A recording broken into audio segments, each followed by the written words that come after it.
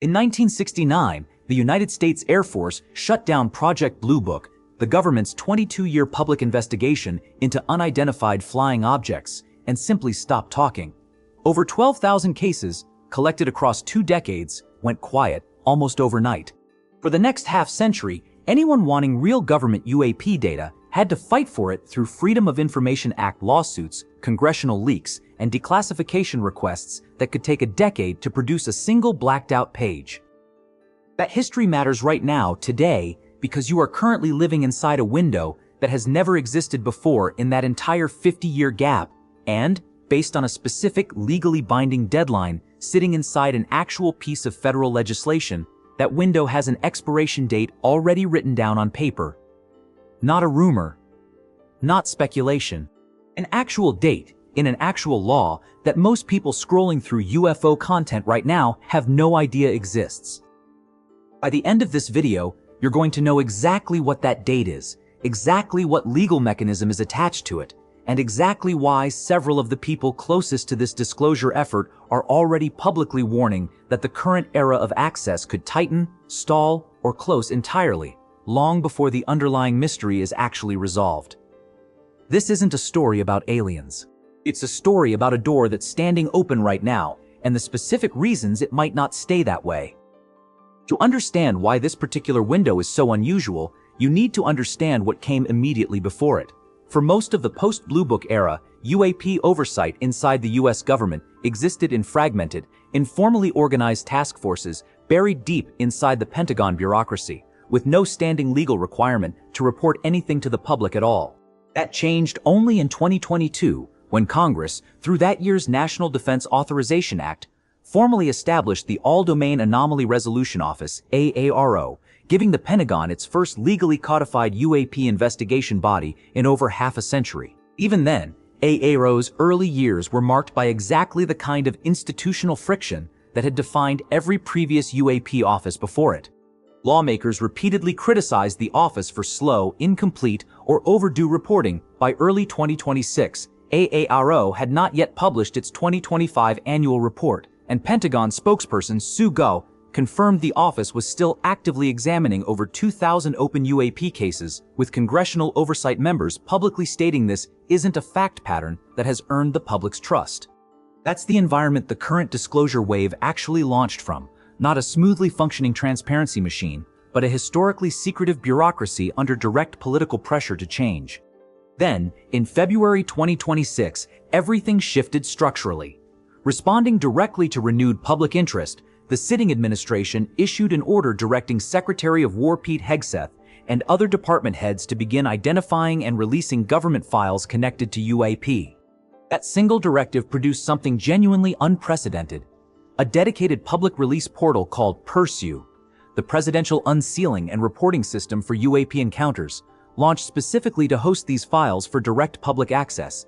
No FOIA request required, no lawsuit necessary, just a portal, open to anyone with an internet connection. Here's the first assumption almost everyone reasonably made when PURSUE launched. This is simply how UAP disclosure works now, permanently, going forward. New administration, new transparency mandate, new standing infrastructure, a durable institutional shift, not a temporary policy experiment that could reverse itself. On the surface, that assumption looked entirely reasonable. The portal was real, the files were real, and by June 2026, physicist Avi Loeb, now leading the newly formed UAP Science Advisory Council, publicly confirmed that PURSUE's released files had already generated 1.5 billion views since the portal's May 8th launch, a staggering number suggesting massive, durable public infrastructure, not a fleeting news cycle. Except a specific legal detail complicates that assumption considerably, and it's sitting in plain text inside the same 2022 legislation that created AARO in the first place. Under the statute codified at 50 U.S.C. Section 3373, AARO is legally required to perform its current mandated tasks, including preparing historical reviews, unclassified annual reports, and classified briefings to Congress, only until December 31, 2026. Not indefinitely. Not as needed.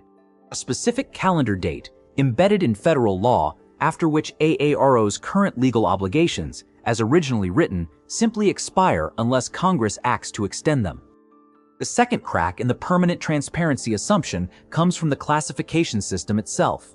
Transparency advocates, including Christopher Mellon, former Deputy Assistant Secretary of Defense for Intelligence and Chairman of the Disclosure Foundation, have repeatedly warned that AARO's internal classification guides have been applied in ways inconsistent with standard executive order rules, meaning material that should legally already be unclassified has, in practice, still been withheld.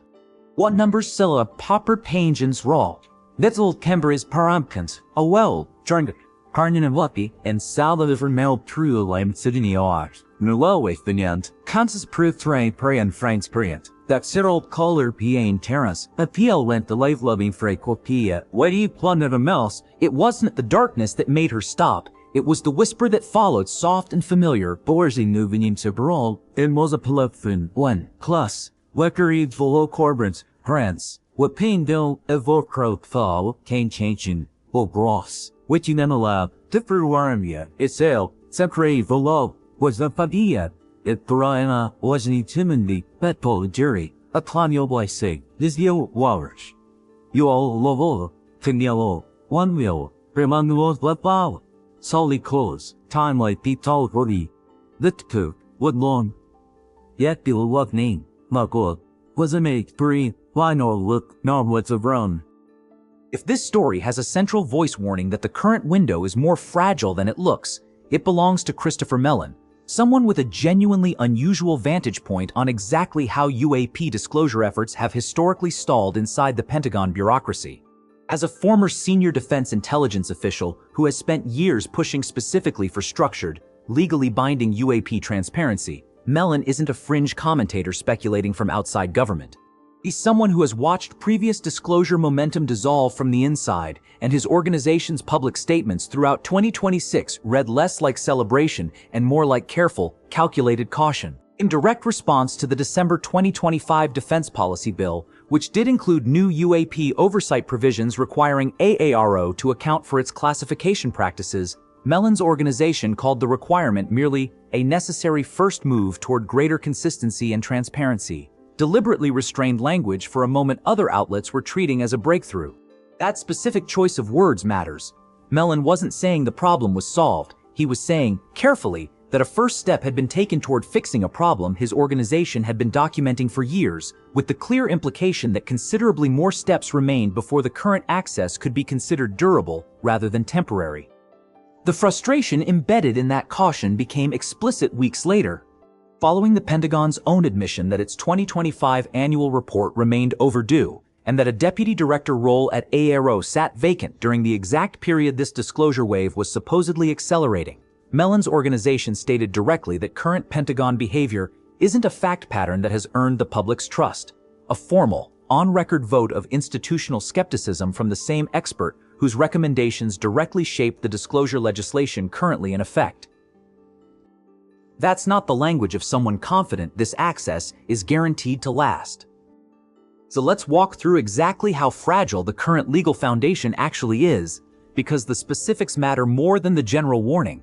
AARO's core legal mandate, as written in the original 2022 NDAA and codified at 50 U.S.C. Section 3373, requires the office to prepare a historical review of executive branch UAP-related records dating back to 1945, deliver unclassified annual reports to Congress, and provide semi-annual classified briefings, but every one of those specific obligations is written into the statute with an explicit end date of December 31, 2026.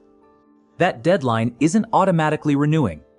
Legal analysis published through the NYU Journal of Legislation and Public Policy in 2026 specifically recommended that new legislation extend the lifespan of the AARO beyond 2026, proposing a minimum of 4 additional guaranteed years through 2030, specifically because a longer guaranteed lifespan would give successive presidential administrations stronger incentive to keep investing money and institutional authority into the office. The fact that legal scholars felt compelled to formally recommend an extension, rather than assuming one would happen automatically, tells you exactly how uncertain the office's future legal footing actually is as of this recording. Congress has responded with partial action, not full resolution. The fiscal year 2026 National Defense Authorization Act, which passed the House by a 312-112 vote in December 2025, added 3 specific UAP-related provisions, expanded congressional briefing requirements, a directive for AARO to account for its own classification guides, and streamlined interagency data sharing rules.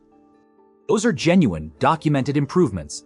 But notice what's missing from that list. Nothing in the past FY 2026 NDDA formally extends AARO's core mandate past its existing December 31, 2026 expiration. Separately, Senator Mike Rounds and colleagues introduced a broader UAP Disclosure Act in 2025, proposing a permanent National Archives collection system for UAP records. But as of this recording, that broader bill remains an introduced amendment, not enacted law. Once you understand that legal gap, the natural next question is whether anyone inside government is actually working to close it. And the answer is more contested than you'd expect from an administration that publicly champions this disclosure effort. Secretary of War Pete Hegseth has publicly reaffirmed the administration's commitment to continuing UAP file releases, specifically pointing to the existing National Archives declassification framework as a path, right now, to show that they're committed to pursue this process in good faith. That's a genuine institutional commitment made on the record by the Pentagon's top civilian leader. But commitment and legal permanence are different things, and the gap between them is exactly what transparency advocates are watching most closely. Multiple congressional hearings throughout 2025 and 2026, including a September 2025 hearing before the House Task Force on the Declassification of Federal Secrets titled Restoring Public Trust Through UAP Transparency and Whistleblower Protection, specifically examined whether AARO's structure could survive a change in political leadership or administration priorities without a stronger legislative foundation locking the requirements in place. Veteran UAP journalist George Knapp testified directly to the pattern this hearing was trying to break, telling lawmakers plainly that the public has been told there's nothing to worry about here, repeatedly since the late 1940s, only for that reassurance to precede decades of renewed secrecy each time. Representative Anna Paulina Luna has been separately working with the White House on legislation granting immunity to individuals with knowledge of alleged recovered non-human technology, specifically because current whistleblowers face real legal exposure for speaking publicly, meaning even people with direct knowledge relevant to this disclosure effort currently have structural legal incentives to stay silent rather than come forward, regardless of how open the Pursue portal itself currently appears.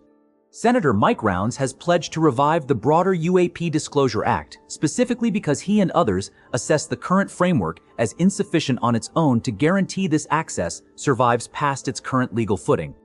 Here's what should genuinely concern you the longer you sit with this, because the uncertainty doesn't resolve with more information, it compounds. Even Avi Loeb, the physicist now formally leading the government's own UAP Science Advisory Council, has been careful to frame the current data as fundamentally incomplete rather than conclusive, stating publicly that it is premature to converge on particular interpretations of UAP given the low quality of the publicly available data, meaning the person the government itself selected to make sense of these files is on record saying the files released so far aren't yet good enough to actually settle anything. That incompleteness compounds the deadline problem in a specific, measurable way. AARO's own June 2026 report, signed by Director John Kozlowski, confirmed that roughly 40% of the phenomena examined in the Cheyenne Mountain Mother Orb case from October 2023 remain officially unresolved, lacking any reasonable conventional explanation investigators have been able to confirm. If a case this significant, this well-documented, and this publicly prominent still sits 40% unresolved after years of investigation, a hard legal deadline arriving before that resolution work is anywhere near finished means the current pace of disclosure and the current pace of actual answers are running on two completely different clocks. There's also a chilling secondary concern raised directly at the June 2026 Senate UAP Disclosure Forum, one that has nothing to do with classification law at all.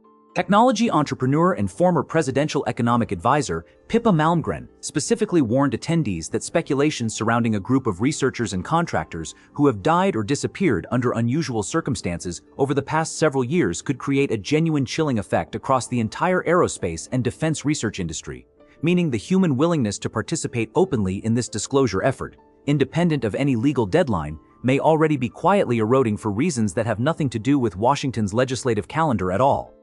Here's the moment that actually reframes this entire story from background policy detail into something you should genuinely be paying attention to right now, and it happened in real time in one of the most symbolically loaded rooms in Washington. In June 2026, the Disclosure Foundation hosted a formal UAP disclosure forum inside the Kennedy Caucus Room of the Russell Senate Office Building, the same historic chamber where, decades earlier, major congressional investigations into government secrecy have unfolded in full public view. Picture that room specifically. Sitting members of Congress, a physicist leading the government's own official science advisory council, journalists who had spent decades fighting for exactly this kind of access finally sitting inside it, and the tone in that room, according to direct accounts from participants, including Loeb himself, wasn't triumphant closure. It was active, urgent advocacy, Senator Rounds publicly pledging to revive stalled legislation, Representative Burleson directly telling reporters that continued public pressure remains essential specifically because the government thinks that they should keep information from the people, and multiple speakers explicitly discussing the specific legal and political vulnerabilities that could unwind the current access before it becomes permanent. That's the turn worth sitting with. This wasn't a celebration of victory. It was a room full of the people closest to this exact process, standing inside the literal architecture of American government oversight, actively warning each other and the public that the current moment of openness is a fragile, contested, legally time-limited condition, not a finished achievement. If the people running the disclosure effort itself are treating this access as something that needs continued defending, that's information you should be weighing heavily right now, while that access still exists. If this story has one physical element worth understanding as its own character, it's the Pursu portal itself, and its most important trait isn't what it contains, it's what kind of thing it structurally is. Unlike a permanent legal mandate written into statute with congressional teeth behind it, Pursu exists as an executive branch initiative, launched by administrative directive rather than standalone legislation specifically protecting its continued operation. That distinction matters enormously, because executive branch initiatives, however well-intentioned, are structurally vulnerable to exactly the kind of political transition that has ended every previous era of UAP transparency throughout American history. A new administration, a shifted budget priority, a different Secretary of War with different disclosure instincts.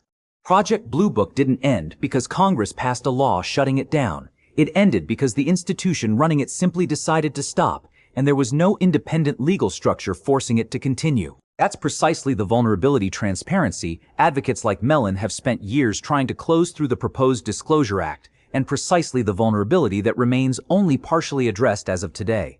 Pursu, right now, in July 2026, functions as a genuinely unprecedented public resource, but its actual legal permanence rests on considerably less solid ground than most people scrolling through its released files probably assume, and the portal's own long-term survival depends on legislative action that, as of this recording, still hasn't fully happened. So here's exactly where the confirmed facts leave you. It's documented in actual federal statute that AARO's core legal reporting mandate expires December 31st, 2026, unless Congress passes extending legislation before that date. It's also documented that legal scholars, transparency advocates, and sitting members of Congress have all separately and publicly stated, on the record throughout 2025 and 2026, that this extension is not guaranteed, and that the broader legislative framework needed to make current disclosure permanent, the UAP Disclosure Act, remains introduced but not enacted as of today. What remains genuinely open is what happens after that deadline arrives if Congress hasn't acted. AARO's investigative work on its roughly 2,000 open cases wouldn't necessarily stop overnight, but its specific legal obligations to report publicly, brief Congress on a fixed schedule, and account for its own classification practices, the exact requirements currently forcing transparency into the open, would lose their statutory backing precisely at the moment this disclosure wave is still actively producing new, significant, unresolved case files like the Cheyenne Mountain incident. What has already changed, regardless of how that deadline resolves, is that 1.5 billion documented views on Pursu's released files prove, beyond any reasonable doubt, that public appetite for this material is not the limiting factor here. The limiting factor, based on everything currently on the public record, is legislative durability, and that's a solvable problem, with a specific known solution already sitting in front of Congress, waiting for enough political will to actually pass it before the current deadline arrives. There's something worth sitting with in the fact that the biggest threat to this disclosure era isn't a cover-up in the dramatic, cinematic sense most people imagine when they hear that word. It's something considerably more mundane and considerably more preventable, a calendar date sitting inside a piece of legislation, quietly ticking toward expiration, while the public conversation focuses almost entirely on orbs and case files instead of the legal machinery actually keeping those case files accessible in the first place. Some of the most important institutional victories in American transparency history have hinged on exactly this kind of unglamorous detail, a deadline, a funding renewal, a single overlooked clause, rather than any dramatic revelation. Whatever you ultimately believe is happening in that 40% of unresolved cases, the access you have right now to read the government's own words about it is a genuinely unusual, genuinely fragile moment in a 50-year history of institutional silence. And it's worth remembering that windows like this one have closed before, quietly, without anyone outside a small circle of advocates fully noticing until it was already gone.